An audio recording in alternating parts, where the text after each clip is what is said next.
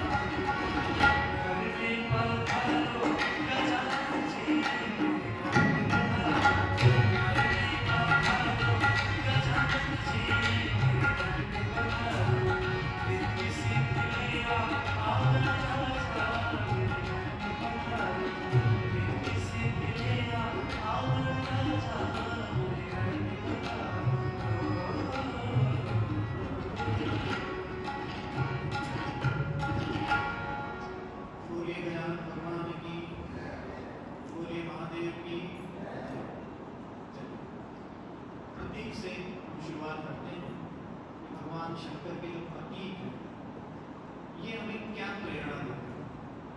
हम सब मंदिर जाते हैं, हम सब भगवान को जल चढ़ाते हैं, तो ये है क्या? जब तक हम जानेंगे नहीं, भले वो महादेव हो, भले वो गणेश हो, हम कोशिश करें हमारे धर्म को जानने, हम कोशिश करें उन सभी चीजों को जानने की जो हमारे बुजुर्गों ने बनाई है।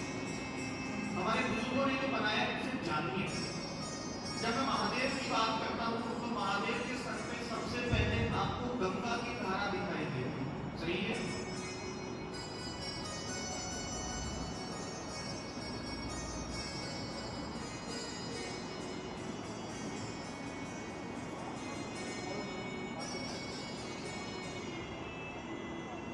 वहां से दिखेगा नहीं।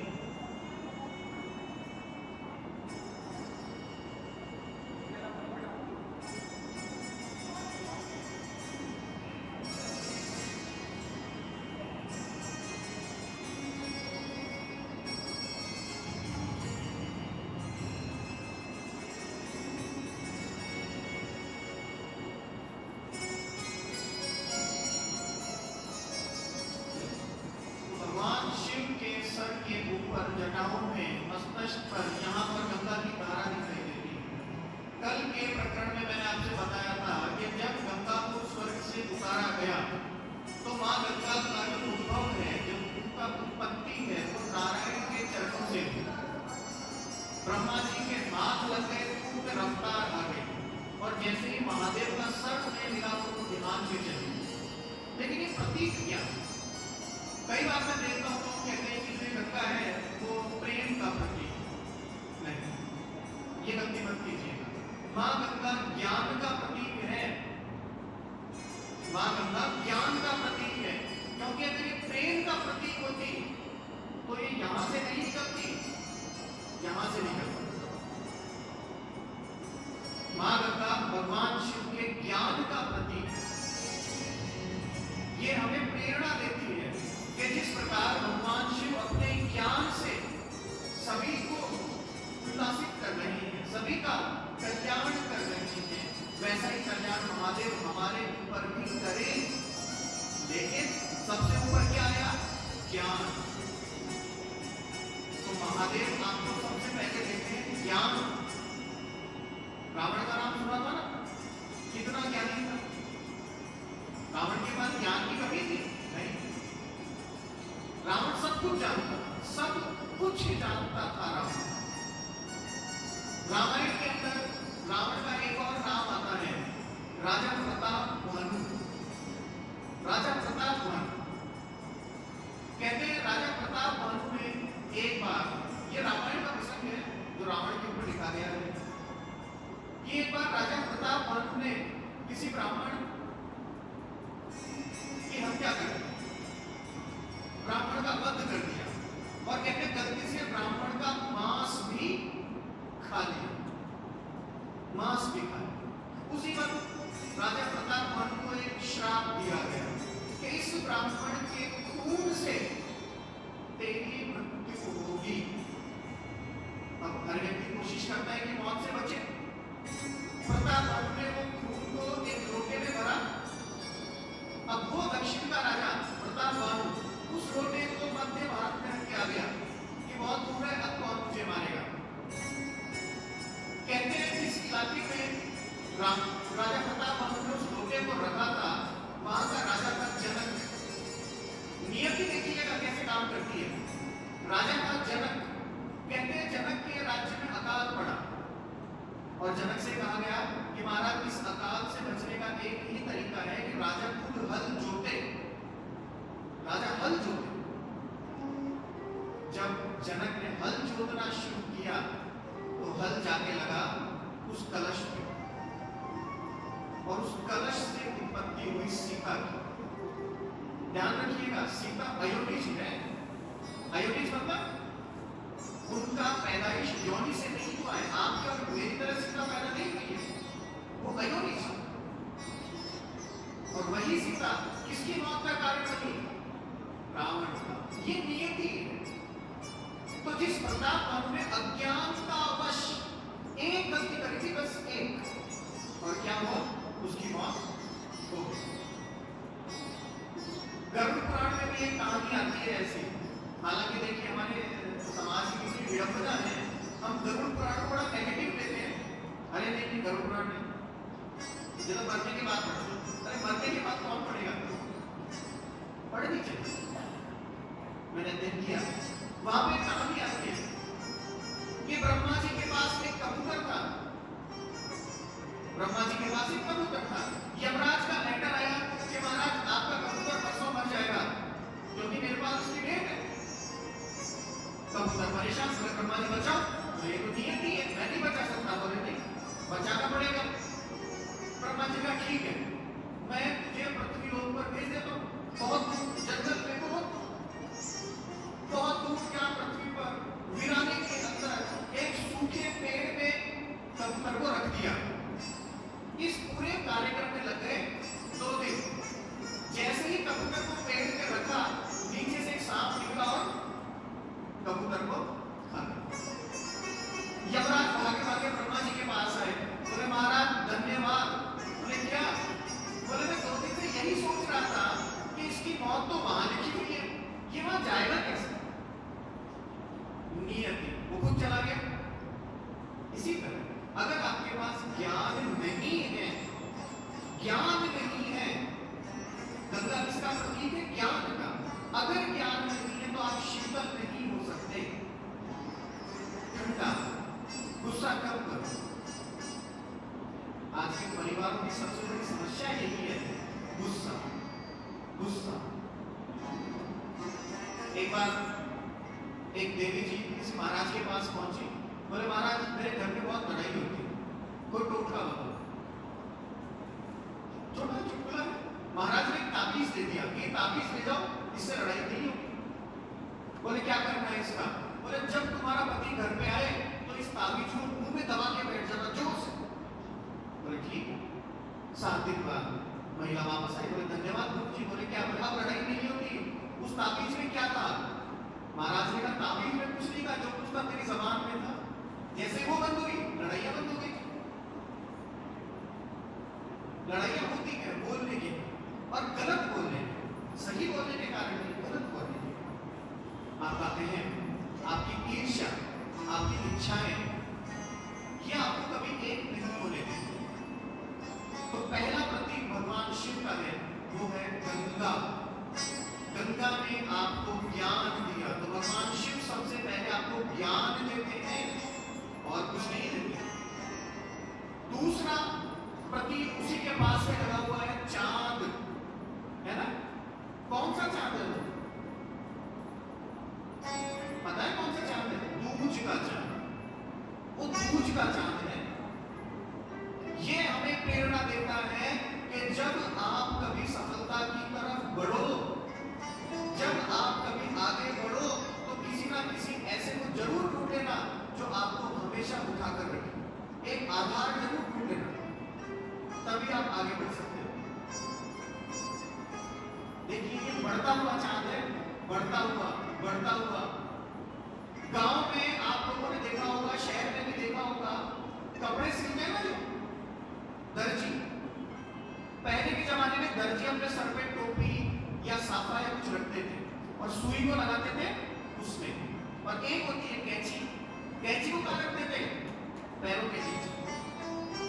तो जो जोड़ने का काम करता है वो सर में बैठता है, और जो काटने का काम करता है वो पैरों में रहता है हमेशा। ध्यान रखिए। तो महादेव का जो चांद है आपको जोड़ना सिखा रहा है, बढ़ते हुए संयम सिखा रहा है।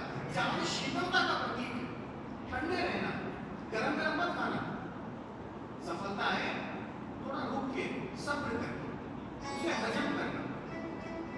मान लीजिए मैंने आज एक आम का पेड़ उगाया और सुबह बोला कि आम का है, तो क्या आम आ जाएंगे? नहीं, समय लगेगा, समय लगेगा। तब तक मुझे क्या करना है? संयमित होकर नियम से उसमें पानी डालना है और उसको बचाना भी है। हमारे शास्त्रों में एक शब्द आता है योगक्षेम। क्या? योगक्षेम।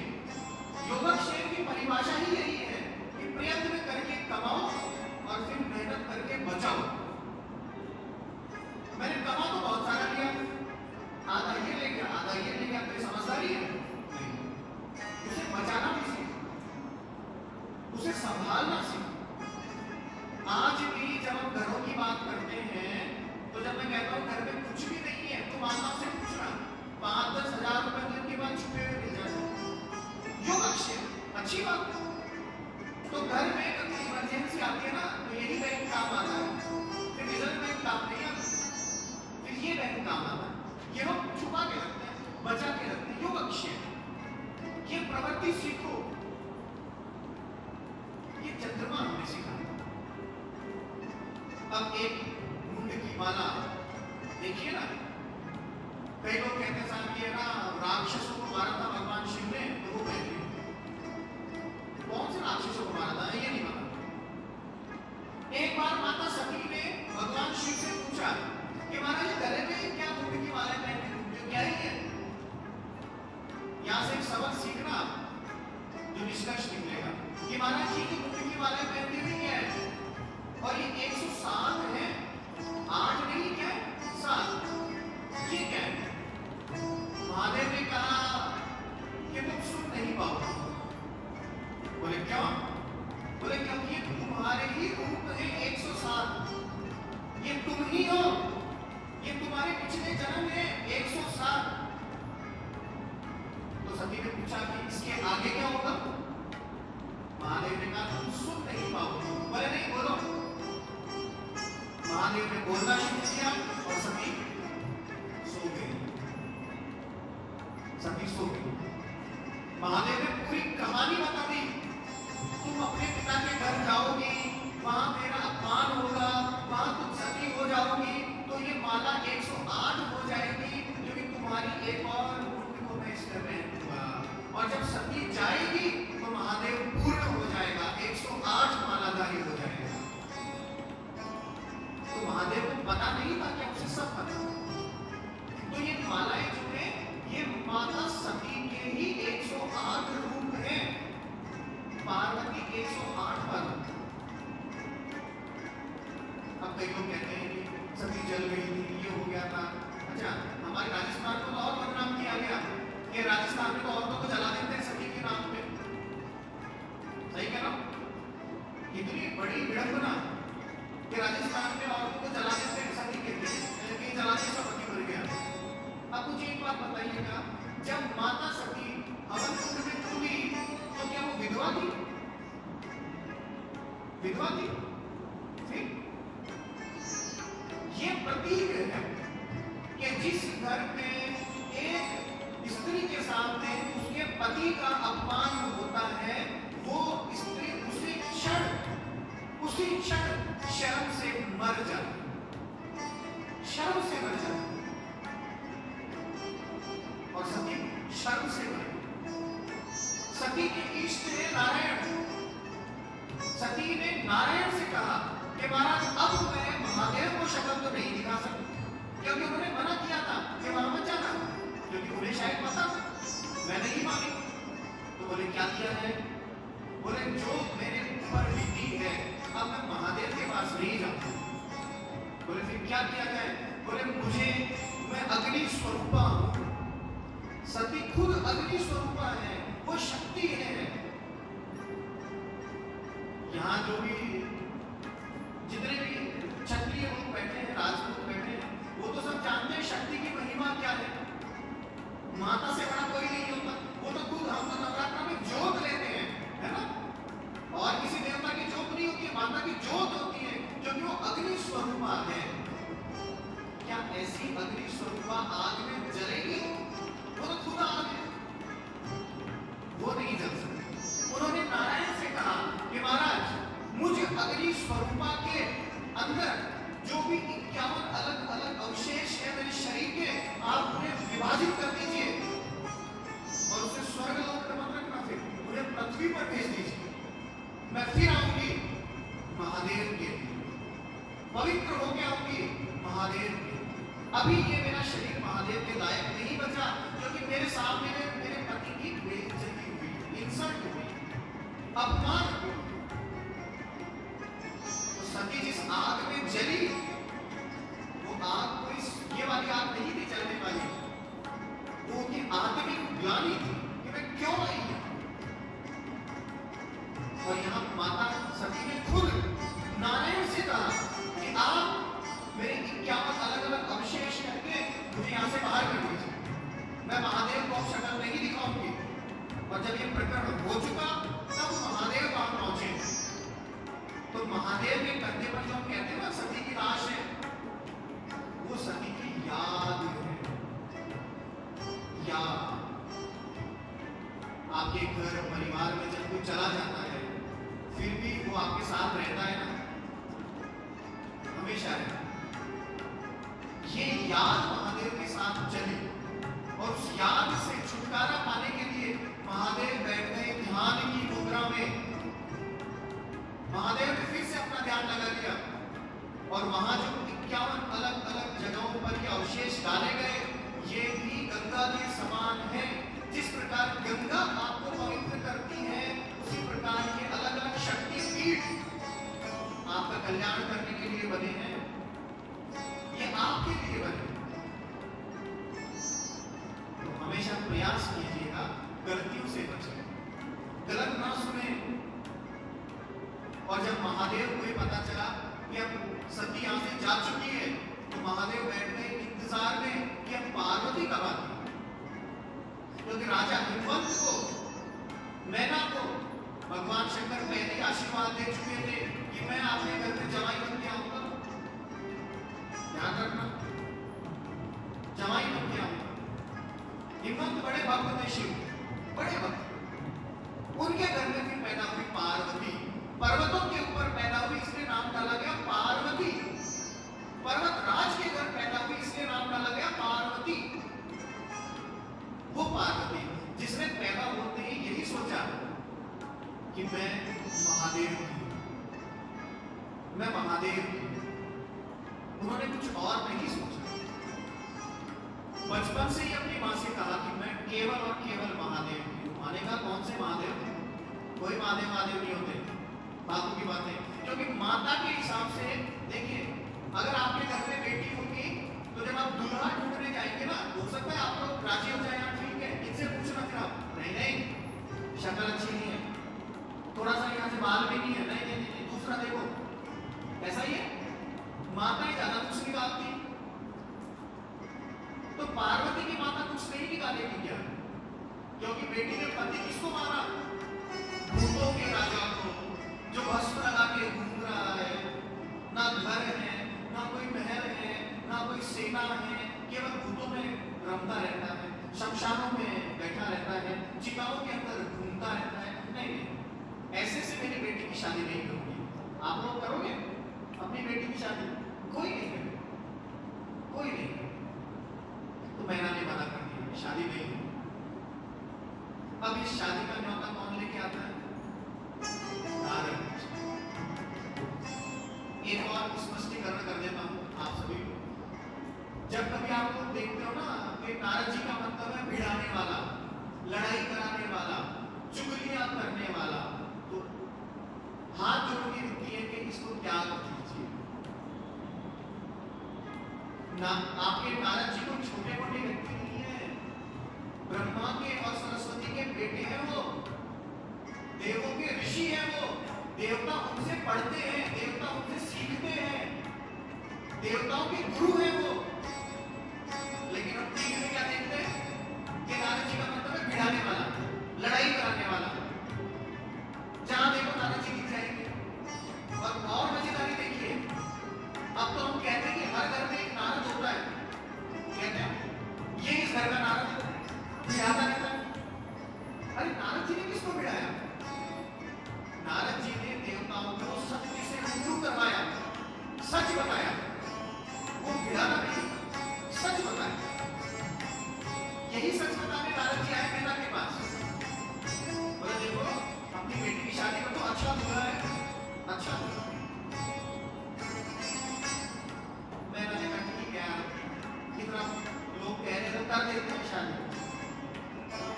आपने सुनी होगी वैसे शिव और पार्वती की शादी की कहानियां, कथाएं बहुत सारी सुनी होगी।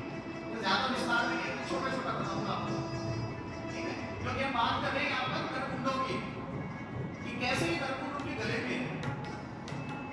तो जब कहा गया कि ठीक है शादी की तारीख तय कर दो, तो शिवरात्रि वाले दिन शादी की तारीख भी तय होगी कि बाबा की शादी होगी। अब होता है ना कि घर में जब शादी होती है तो दूल्हा तो होता है टेंशन में, बाकी लोग होते हैं मस्ती में। दूल्हे को तो पूछना ही नहीं है, बाकी सब खा रहे हैं, पी रहे हैं,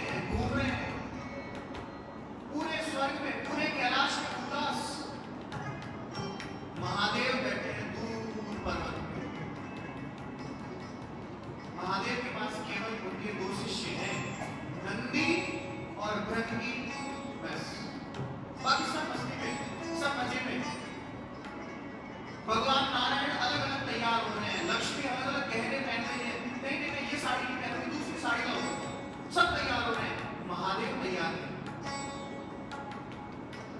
नंदी ने कहा कि बाबा आप तैयार क्यों नहीं होते, हमारी शादी है। महादेव ने कहा यार मैं कभी तैयार हुआ ही नहीं, मुझे पता ही नहीं तैयार कैसे हो। एक काम करो नंदी बढ़ी, तुम दोनों में तैयार हो। चलो अब बेचारे नंदी और भृंगी हो गए, हमें नहीं पता तैयार होता क्या है, चलो कोशिश करते कोशिश करते। तो मैं तैयारी के लिए क्या क्या करना है, बोले ना आपने देखा है कि तैयारी में से ना ऐसी मालाएं पहनते हैं, कुंडल भी होते हैं। तो नंदी बोला मैं लेके आता हूं। नंदी क्या लेके आया, सांप। बोले एक सांप को गले में डाल दो, दो सांप कान में डाल दो, चलो गहने हो गए। अब पता भाई भृंगी और क्या चाहिए, बोले यार ये पाउडर भी लगाते हैं, जब तैयार होता है ना तो क्रीम पाउडर भी होता है, पाउडर डालो पाउडर। नंदी ने कहा चलो मैं पाउडर डालूं। पाउडर क्या लेके आया, राम। राम क्या लगा दो, यही है। पूरा नहला दिया बाबा कि वाह वाह वाह कितने सुंदर लग रहे थे, मजा आ गया। महादेव ने कहा चले, बोले महाराज कपड़े तो पहनो, कपड़े ही नहीं पहने, बिना कपड़े के जाएंगे अच्छे थोड़ी लगेंगे। बोले यार कपड़े लेके आओ। मृग की छाल लेकर आए, सांप से कस के बांधी। बोले ठीक है, अब चलो। नंदी को नीचे किया, ऊपर बैठे और बोले चलो।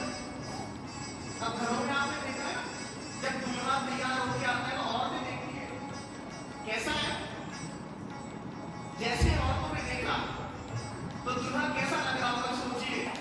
ये यहाँ पे सांप, यहाँ पे सांप, बबूत ही बबूत। कई औरतें बेहोश हो गई बेचारी, बोले ये दूल्हा है। और महादेव बड़े खुश कि मैं तैयार हूं, देखो मेरा मैं कितना सुंदर लग रहा हूं। तो यहां से एक प्रेरणा मिलती है कि जो पहनावा आपको खुश करे वो हमेशा पहने, जिस पहनावे से आप खुश हो वो हमेशा पहने, दुनिया को दिखाने के लिए मत पहनो। अगर आपको लगता है कि मुझे लाल रंग पसंद है तो पहनो, काला पसंद है तो काला पहनो। भगवान नारायण ने जब देखा कि शिव जी ऐसे तैयार होकर आए हैं तो नारायण ने सारे देवताओं को बुलाया, इधर आओ सब इकट्ठे हो जाओ। बोले देखो ये तो है महादेव, ये तो महादेव के लिए छोड़ो, अपन सारे लोग इकट्ठा होकर चलते हैं, खाना खाते हैं, वापस क्या करेंगे, छोड़ो। देवताओं ने कहा ठीक है भागो, सारे देवता भागे। नंदी ने कहा कि महाराज सब भाग रहे हैं, कहे तो भागकर पकड़ लो। महादेव ने कहा नहीं, ये हमारी बिरादरी वाली थोड़ी थे, ये तो देवता थे, हमारी बिरादरी के थोड़ी थे, इन्हें जाने दो। नंदी ने कहा कि महाराज हमारी बिरादरी के कौन है, हमारी बिरादरी के कौन है, कौन है उनकी बिरादरी के। नंदी ने नंदी से कहा कि नंदी बिरादरी वालों को बुलाओ, हमारे बारातियों को बुलाओ, महादेव की बारात है, महादेव की बारात, देवताओं के साथ नहीं जाएगी। महादेव इसका जो अर्थ है वो अंत में बताऊंगा मैं कि ये महादेव की बारात है, साधारण में नहीं जाती है। तो बोले महाराज बिरादरी वालों को तो हमने न्योता ही नहीं दिया, कार्ड ही नहीं दिया। महादेव ने कहा कि बेटा कभी भूतों को कार्ड देते हैं, पिशाचों को कार्ड देते हैं, डाकरों को कार्ड देते हैं, नहीं देते। केवल उद्घोष करो, उद्घोष हर हर महादेव, हर हर महादेव, हर हर महादेव। और धीरे धीरे आवाज आने लगी, हर हर महादेव। चारों तरफ से भूत पिशाच चुड़ैल सब इकट्ठा हो गए। बोले बाबा क्या करना है, बोले बारात में चलना है, बोले चलो। बोले खाने को मिलेगा, बोले बहुत मिलेगा, बोले चलो। अब एक बारात पहले पहुंच गई, देवताओं एक बारात पहुंच चुकी। जब बारात स्वागत में जो औरतें थी उन्होंने नारायण को देखा तो उन्होंने सोचा यही दुल्हा है, फिर सबसे तैयार तो यही हो क्या है, बोले कितना सुंदर दूल्हा है, वाह वाह वाह, मजा आ गया। नारायण ने कहा कि मैं दूल्हा बुला नहीं हूँ, हम तो जीतने आए, दूल्हा तो पीछे आ, हमें तो जिमा दो, हम तो जाए, वरना वो आ जाएंगे फिर कुछ नहीं होगा, हमें तो खिला दो। लोगों ने कहा दो दो बार, ये क्या तरीका है? तो एक बारात खाना खा रही है, अचानक से लोगों ने देखा दूसरी बारात की आवाज तो आ रही है।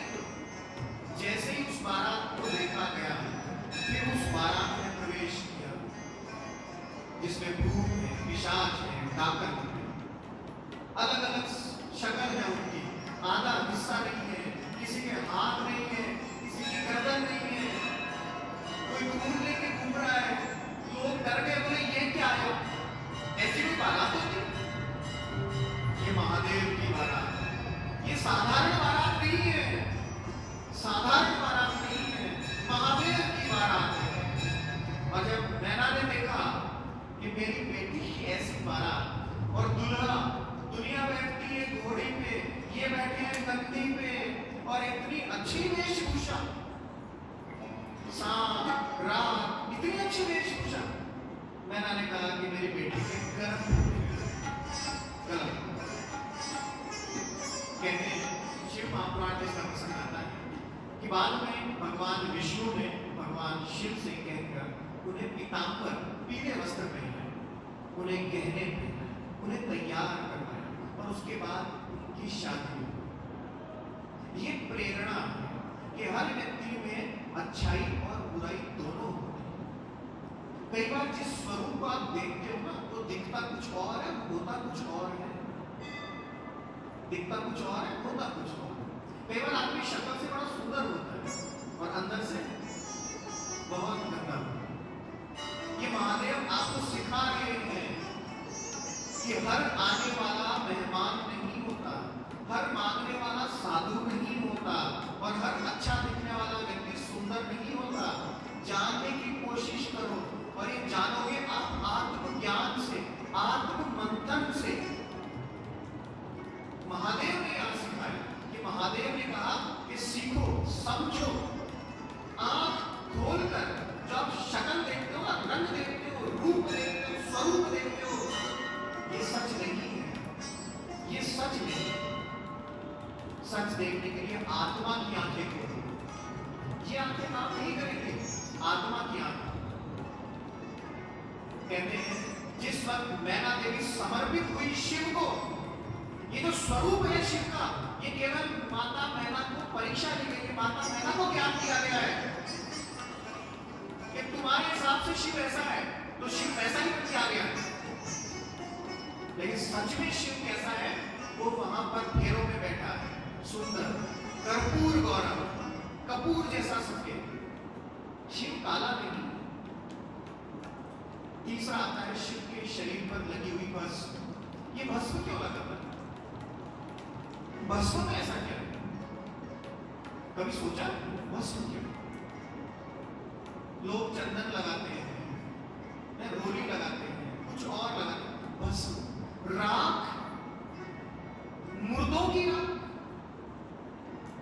राख का क्या अर्थ है? भगवान महादेव ने आपको एक ज्ञान दिया है यहाँ पर कि भैया जब पूरी सृष्टि खत्म हो जाएगी ना, तब क्या बचेगा? राख। जब सब कुछ जल जाएगा तो क्या बचेगा? राख। और कभी राख को जला के देखना, राख जलेगी? राख को बहा के देखना, राख करेगी? खत्म कभी नहीं होगी, राख कभी खत्म नहीं होगी। तो महादेव की राख आपको सिखा रही है कि हमेशा उसे अपनाओ जो खत्म नहीं होता, उसका संग्रहण करो जो खत्म नहीं होता। आपका धर्म, आपके कर्म, इसका अर्जन करो, आपकी भक्ति, उसका अर्जन करो। पैसा हमेशा नहीं रहेगा, ध्यान रखना, पैसा हमेशा नहीं रहेगा। कभी आमेर गए हो?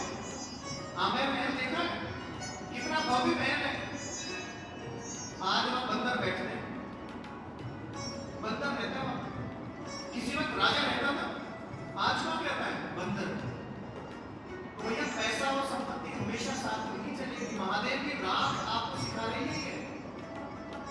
उसे पकड़ो जो हमेशा साथ चलेगा। आपका धर्म, आपकी भक्ति, आपके कर्म, आपके अच्छे अच्छे बोल जो आपने कभी मीठे मीठे किसी से बोले होंगे। आज के समय में मैं एक चीज देखता हूँ जिस पर बड़ी खिन्न आती है कि एक तरफ हम लोग कहते हैं कि गाय हमारी माता है और वही गाय फैलियां खाती है। वो गाय फैलियां खाती है। आपको पता है गाय की उत्पत्ति भी समुद्र मंथन से हुई है। कामधेनु, गाय की उत्पत्ति समुद्र मंथन से हुई है। और ये गाय को दूध देने का साधन नहीं है। लिख लेना इसे, गाय दूध देने के लिए नहीं बनी है। एक उपाय बताता हूं छोटा सा, आजमा के देख लेना, गलत नहीं होगा। वेदों में और शास्त्रों में लिखा हुआ है, अगर घर में किसी बच्चे को बुखार हो, लगे कि बुखार ठीक ही नहीं हो रही है, दवाइयां दिलाते रहो, कोई दिक्कत नहीं है, एक छोटा सा टोटका कर लेना, किसी गाय के पास जाकर अपने बच्चे को बोलना इसको मसल गाय को। आपके बच्चे की बुखार अगर नहीं उतर जाए तो बता दें, ये गाय है। गाय दूध देने के लिए नहीं बनी है, पूजा करने के लिए बनी है। जब समुद्र मंथन हुआ तो बारी की दैत्यों ने कहा ये गाय हम ले लेते, देवताओं ने कहा लेकिन तू क्या करोगे, तुम्हारी गाय का क्या काम है? हाँ बोले ये भी सही बात। उस वक्त ऋषियों ने, संतों ने देवताओं से प्रार्थना करी कि गाय हमें दे दीजिए, तो देवताओं ने उस गाय को दान कर दिया ऋषियों को। तो भैया गाय को बचाने की जिम्मेदारी तब भी साधु सन्यासियों की थी और आज भी साधु सन्यासियों की है। आप और मैं तो केवल दूध निकालकर उसे पत्थर ही मारेंगे, हम गाय का संरक्षण नहीं कर सकते। और ये वही गाय है जिसके नाम पर आप करोड़ों रुपए इकट्ठा कर लेते हो। हम गाय को बचाएंगे, हम गाय को बचाएंगे। भैया गाय को बचाने की जरूरत है ही नहीं। रोज घर से एक रोटी गाय की निकालो, गाय को दो, उसको प्यार करो, उसे प्रेम करो। विज्ञान की भाषा में कहूं तो गाय की खाल के ऊपर इलेक्ट्रोमैग्नेटिक इफेक्ट होता है, विद्युत चुंबकीय क्षेत्र होता है। जब आप उसको मसलते हो ना तो आपके शरीर को भी शुद्ध करता है, शरीर को शुद्ध करता है। गाय दूध के लिए नहीं बनी, गाय पूजा के लिए, दर्शन के लिए, सेवा के लिए बनी है। हम लोगों ने निकाला दूध और गाय का बेच दिया बाहर, निकाला दूध और बेच दिया बाहर। जिस दूध के लिए आपने गाय को पाला है ना, अपने आसपास नजर उठा के देख लेना, जिसने गाय की बेइज्जती करी है, जिसने गाय के साथ गलत किया है, उसका अंजाम आपकी आंखों के सामने हो, वो सुखी नहीं होगा। भले पैसा होगा, सुखी नहीं होगा। और पैसे से सुख नहीं आता, कभी भी हमेशा ध्यान रखना, पैसे से सुख नहीं आता। सबसे ज्यादा पैसा होता है नाचने गाने वालों के पास, क्या वो सुखी है? सुखी है। सबसे ज्यादा पैसा है स्मगलर्स के पास, चोर डकैत के पास, क्या वो सुखी है? सुखी कौन है? जो महादेव से सीखे कि जो सर्वस्व त्याग देता है वो सुखी, जो देने वाला बनता है वो सुखी। तो राम आपको समझा रही है कि उसे पकड़ो जो हमेशा रहता है, जो नित्य है, जो शाश्वत है। शंकराचार्य की भाषा में अगर मैं कहूं तो शंकराचार्य जी ने कहा ब्रह्म सत्यम जगत मिथ्या। ब्रह्म ही सत्य है, जगत मिथ्या है। मैं एक बार किसी यूनिवर्सिटी में लेक्चर में गया, वहां एक बच्चे ने कहा कि सर अगर जगत मिथ्या है तो मैं तो आप सबको देख रहा हूं, आप सब तो बैठे हो, तो आप मिथ्या कैसे हो? मैंने कहा देखिए कितनी जिज्ञासा है, जिज्ञासा होनी भी चाहिए। मैंने कहा पहले आप शंकराचार्य को समझिए। जब शंकराचार्य जी कहते हैं जगत मिथ्या तो उसका मतलब क्या है? आपसे ही प्रश्न पूछता हूं, जब आप स्कूल में थे, छोटी क्लास में थे, तो आपका मन करता था कि हम कब 12वीं क्लास में जाएंगे, बड़े बच्चों की तरह घूमेंगे, मस्ती करेंगे, सोचते थे। फिर आप सोचते थे कब कब कॉलेज में जाएंगे, बाइक पे घूमेंगे, मस्ती करेंगे, सोचते थे। फिर बाइक भी आ गई। फिर सोचते थे जॉब लग जाए अच्छी सी, लाइफ सेट है। फिर सोचते थे यार वाइफ आ जाए अच्छी सी, फिर लाइफ सेट है। फिर सोचते थे गाड़ी आ जाए अच्छी सी, फिर लाइफ सेट है। फिर सोचते थे मकान हो जाए बड़ा सा, फिर लाइफ सेट है। और फिर आखिरी में हम क्या कहते हैं, यार वो स्कूल की लाइफ ठीक थी यार, स्कूल में ठीक था, ये कहां फंस गया। ये मिथ्या जिसकी आपको चाहत होती है ना कि मुझे ये चाहिए, वो कुछ ही दिनों की चाहत है। बच्चों के लिए आप खिलौने लाते हो ना, क्या करता है 10 दिन बाद बच्चा तोड़ देता। 10 दिन बाद उसे दूसरा खिलौना चाहिए, फिर दूसरा चाहिए, फिर दूसरा चाहिए। क्या उसकी इच्छाएं खत्म हुई? ये जगत मिथ्या है। जो मिल गया उसकी कदर खत्म है। आपको लगता है कि मेरे पास बड़ा मकान नहीं है, अगर कभी किस्मत में आपको मैं ताजमहल भी दे दिया जाए ना, आप तब भी संतुष्ट नहीं हो। फिर आप सोचेंगे ताजमहल हो गया, अगर 2 मिल जाए तो ज्यादा अच्छा है, एक और हो जाए। इच्छाएं खत्म है। जगत मिथ्या है।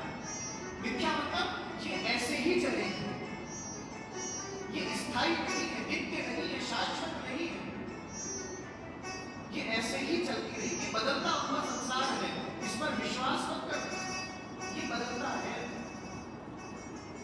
कल मैंने देखा था, मैंने एक बीज उगाया, साल बाद देखा वो पौधा हो गया, 5 साल बाद वो पेड़ बन गया। मैं किस पर विश्वास करूं, बीज पर, पौधे पर, पेड़ पर, या उसके खत्म होने के बाद उसकी राख पर? सब परिवर्तनशील, ये तो बदल रहा है, बदल रहा है, बदल रहा है। ये मिथ्या है और ब्रह्म सत्य है, ईश्वर नाम सत्य है। इसका नाम लो। आपको पाठ की विधि नहीं आती, कोई दिक्कत नहीं है। मंत्र नहीं आता, कोई दिक्कत नहीं है। शिव जी पर जल कैसे चढ़ाए नहीं आता, कोई दिक्कत नहीं है।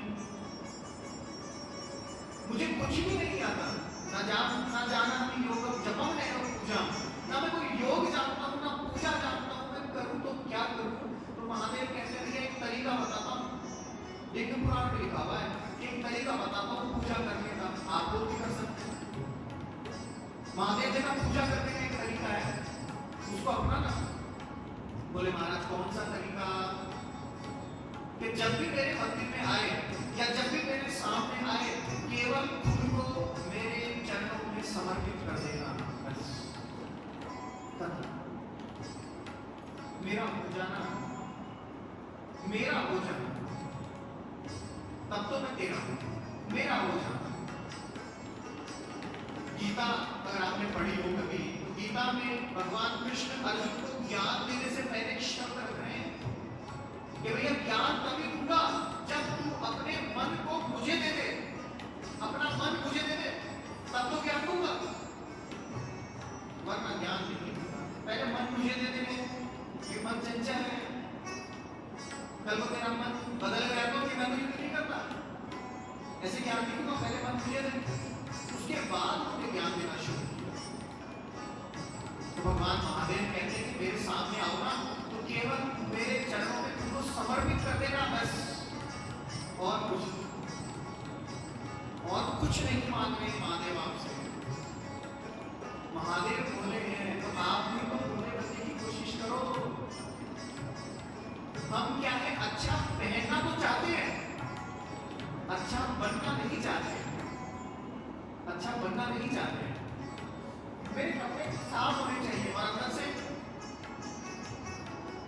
सबकी बुराइयां, ये ऐसा, ये ऐसा, ये ऐसा, ये ऐसा, ये ऐसा।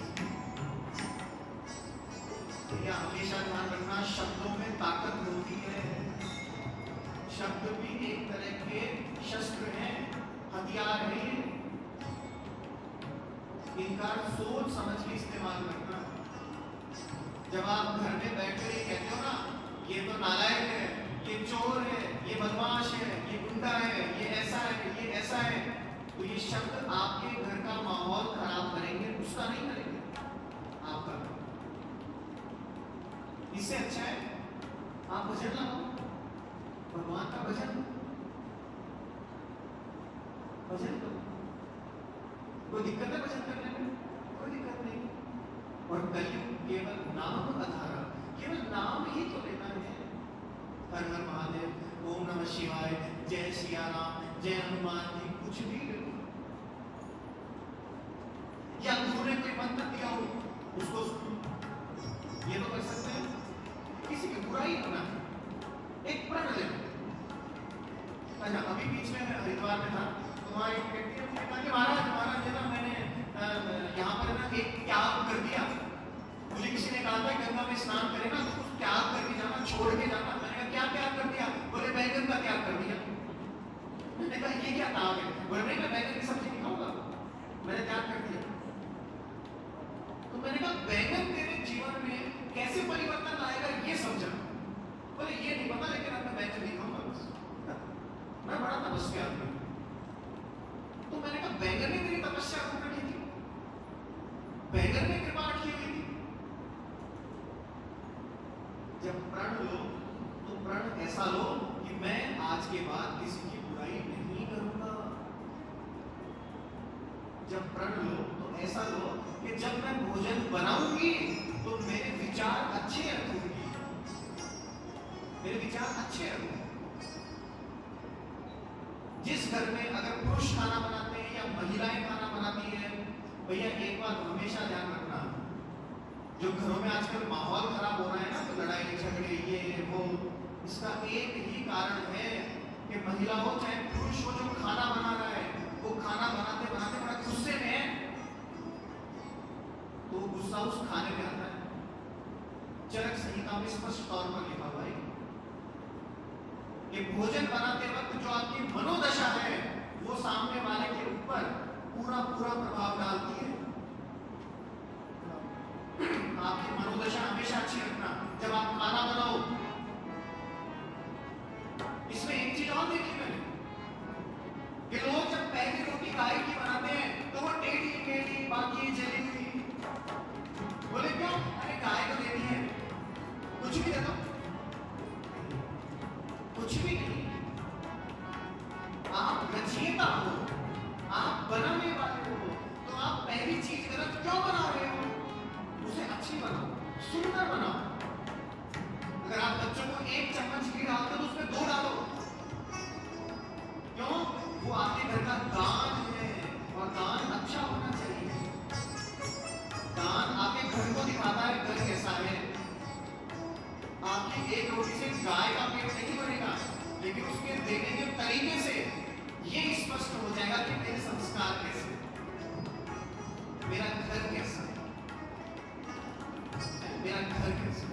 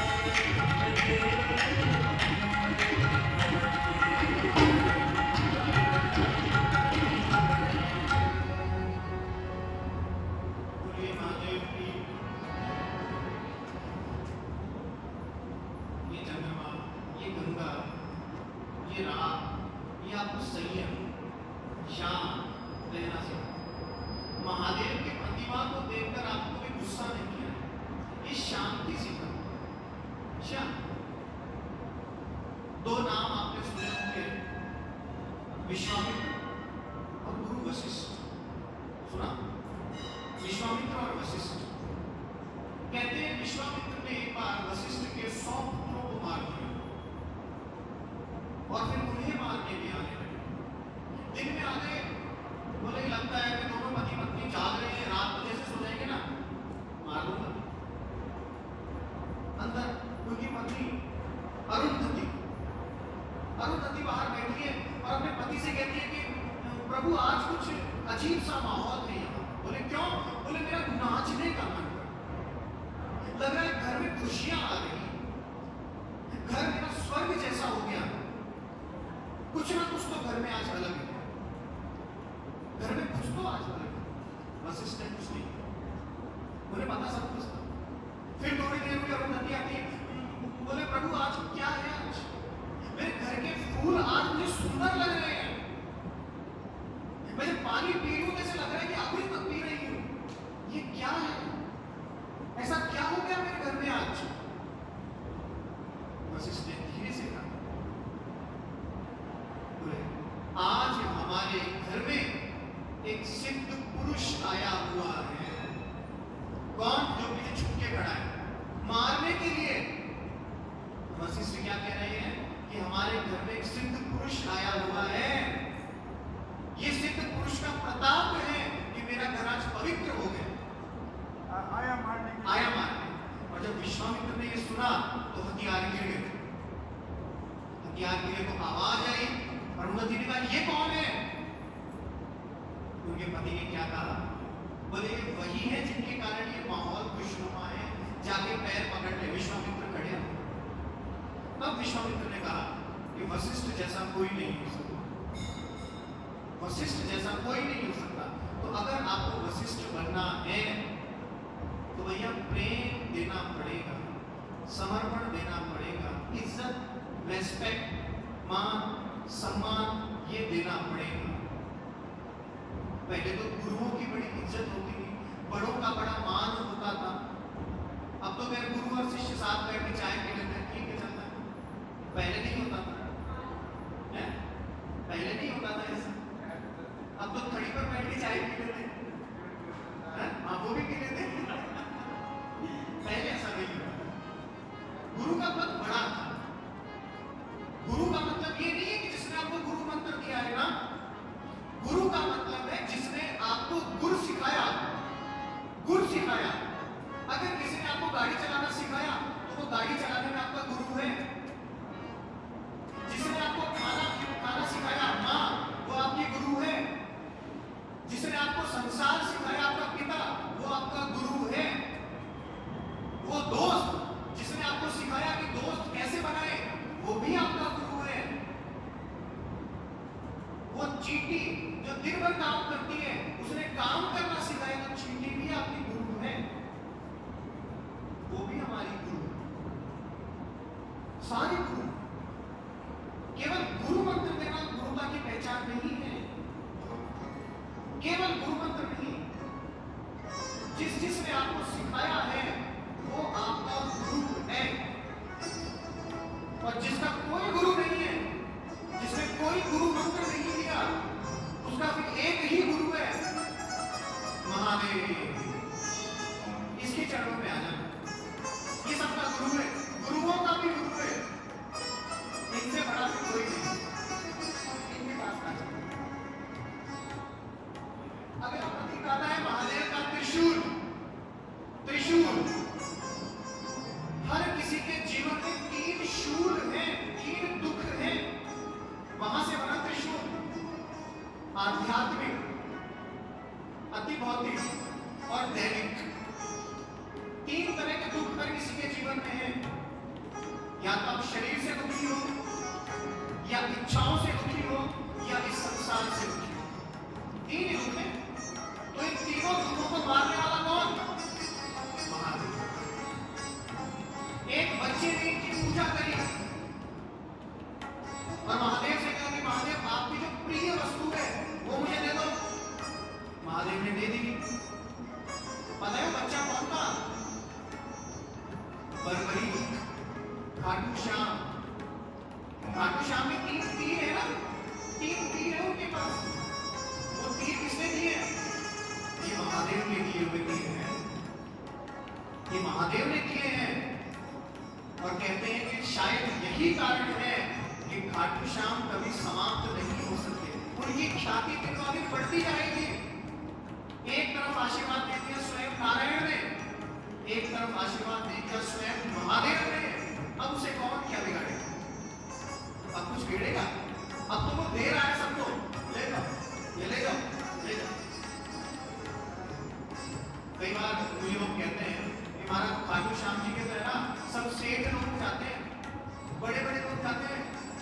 मैंने कहा नहीं, ऐसे बोलो कि जो उसके जाता है ना वो सेठ हो जाता है, जो चला गया ना वो सेठ हो जाएगा फिर। पर पैसे से सेठ नहीं होता है आदमी, दिल से भी सेठ होता है, दिमाग से भी सेठ होता है, देने की भावना तो आप सेठ हो जाओगे। घर पे आया कोई मेहमान, आपने पानी नहीं पिलाया, भले आप अरबपति हो तो आप गरीब हो, गरीब हो। घर पे आया